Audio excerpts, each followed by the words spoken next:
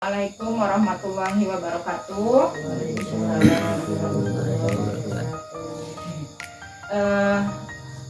Alhamdulillahirabbil alamin wa bihi nasta'inu ala umuri dunya waddin wassalatu wassalamu ala asrofil anbiya'i wal mursalin wa ala alihi washabihi ajmain. Ibu-ibu, bapak-bapak yang saya hormati, sesuai dengan kesepakatan kita bahwa pada hari ini saya akan memberikan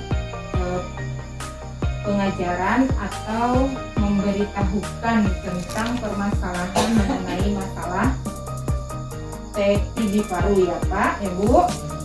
Sebagaimana yang disampaikan kemarin bahwa saya akan memberikan sedikit pengetahuan tentang penyakit TB paru ini karena anggota keluarga Bapak dan Ibu ada yang menderita penyakit TB paru, makanya Bapak dan Ibu harus mengetahui apa itu penyakit TB paru. Kira-kira Bapak dan Ibu bersedia? Mungkin saya meminta waktunya antara 10 sampai 15 menit. Kira-kira bersedia Pak, Bu? Ya. Ya, terima kasih ya. Mungkin untuk selanjutnya saya udah membagikan kepada Bapak dan Ibu berupa ini namanya leaflet ya Pak, Bu. Silahkan nanti untuk lebih bisa memahaminya Bapak Ibu baca untuk selanjutnya ya.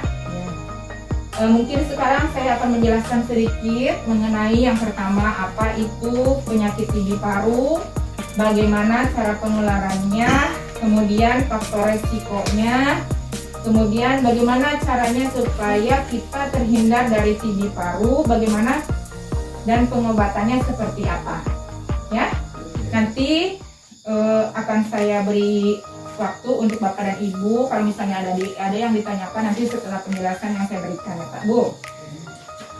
Mungkin saya akan mulai dulu dari yang pertama. Pertama yaitu apa itu TBC. Apa itu TB paru? TB paru itu adalah merupakan penyakit paru-paru ya. Penyakit paru-paru yang menyerang penyakit paru-paru yang disebabkan oleh bakteri yang namanya Mycobacterium tuberculosis dan merupakan penyakit sangat menular ya. Ingat ya Bapak Ibu bahwa penyakit ini merupakan penyakit yang sangat menular ya. Cara penularannya adalah melalui percikan dahak Bapak Ibu. Percikan dahak dari penderita penyakit TB paru tersebut. Contohnya begini.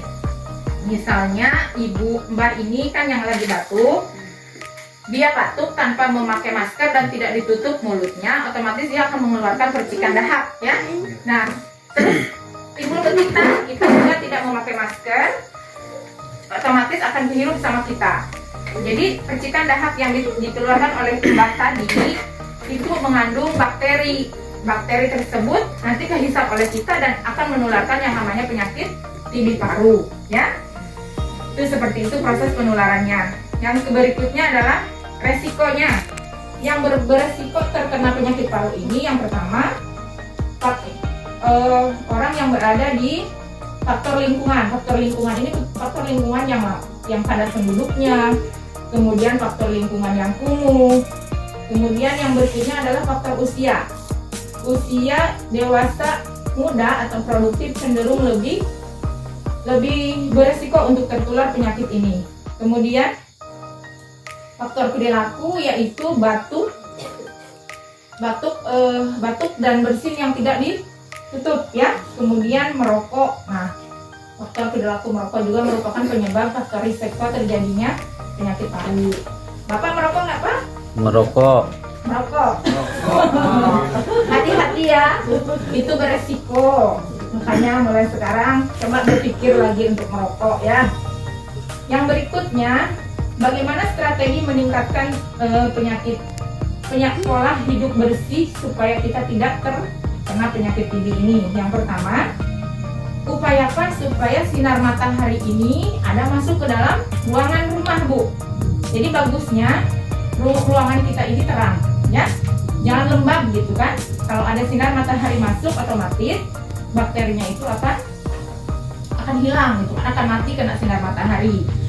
Kemudian upayakan ada aliran udara, jadi rumah itu jangan pengap ya. Rumah kamar itu jangan pengap, kalau ada jendela itu harus dibuka setiap pagi ya, biar udara yang dari luar itu masuk ya Mbah ya. Iya.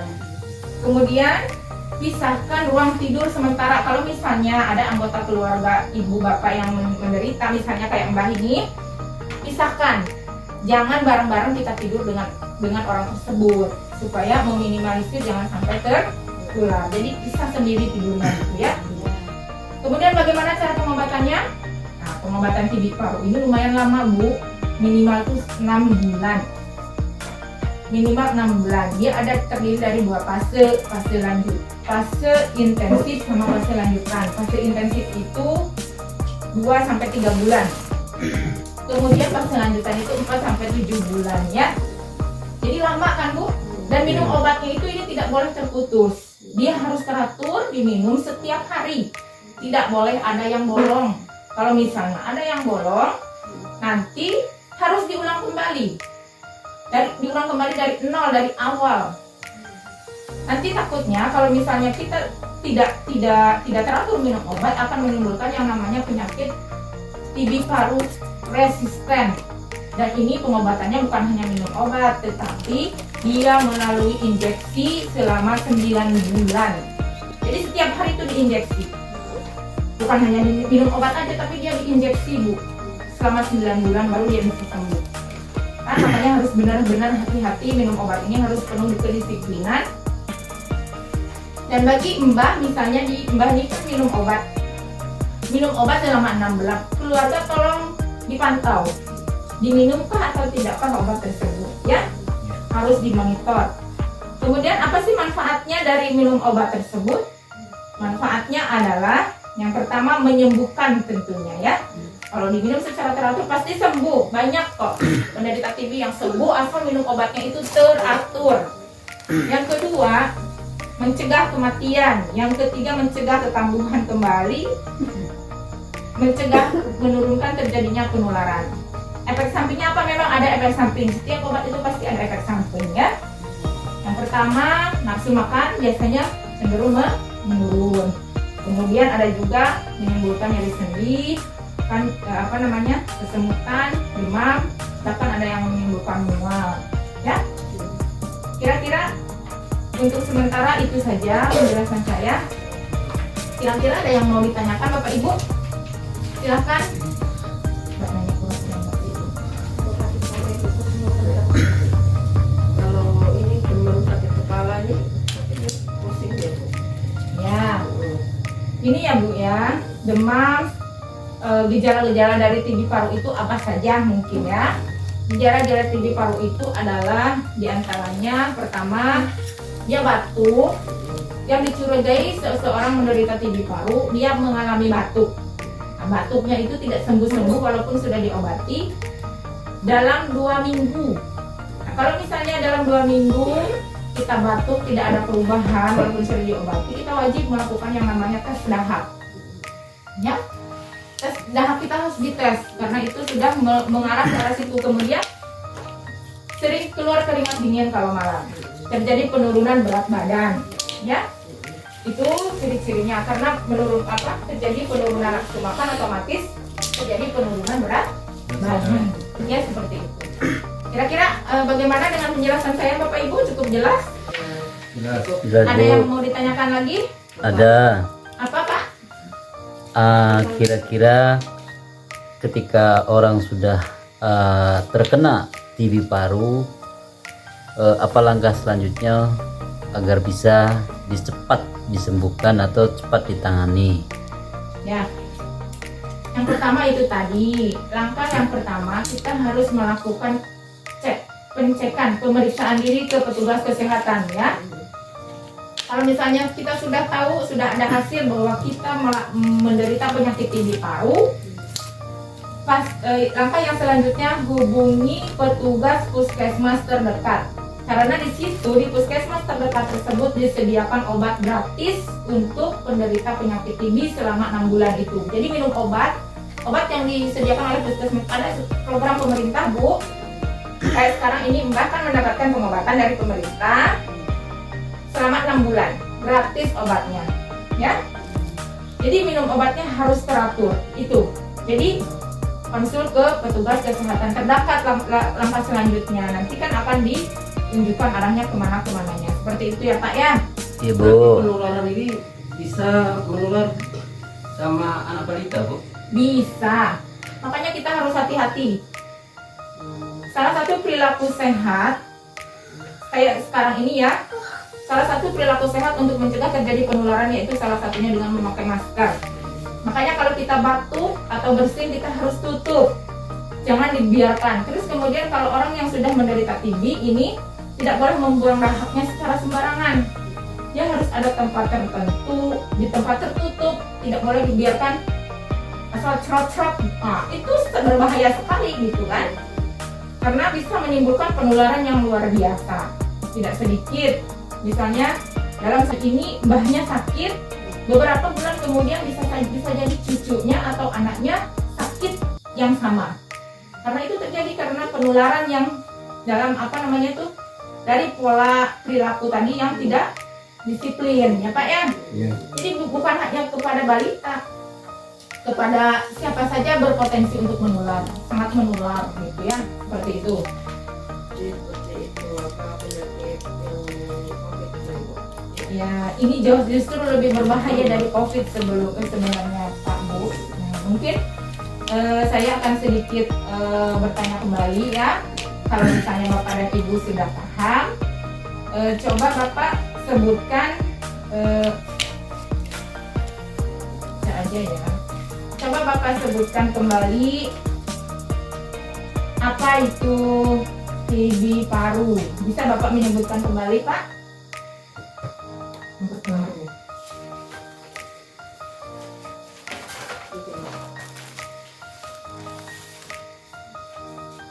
Kalau ibu bisa menyebutkan kembali apa itu TB paru, Bu? Tuberkulosis itu apa Bu?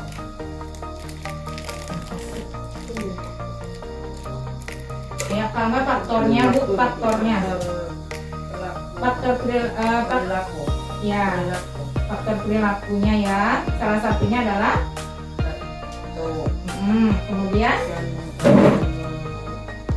yang keduanya apa Bu? Merokok. Ya. Kemudian apakah TB paru ini merupakan penyakit menular? Menular. Ya, ya. Ya demikian tadi ya Pak Bu, terima kasih atas waktunya. Terima kasih atas persediaan waktunya untuk mendengarkan apa yang saya berikan ini. Mudah-mudahan bisa bermanfaat untuk Ibu dan keluarga Ibu ke depannya ya Pak Bu. Terima kasih. Mudah-mudahan Mbaknya cepat sehat ya Mbak.